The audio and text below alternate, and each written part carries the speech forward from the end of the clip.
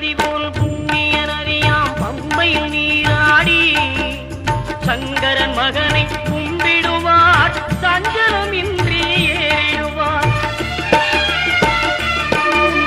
நீலிமலை ஏற்றம் சிவபாலனும் ஏற்றிடுவார். காலமெல்லாம் நமக்கே அருள்காவலனாயிருப்பார். தேகபலம் தா பாதபலம் தா தேகபலம் தா பாதபலம் தா தேகபலம் தா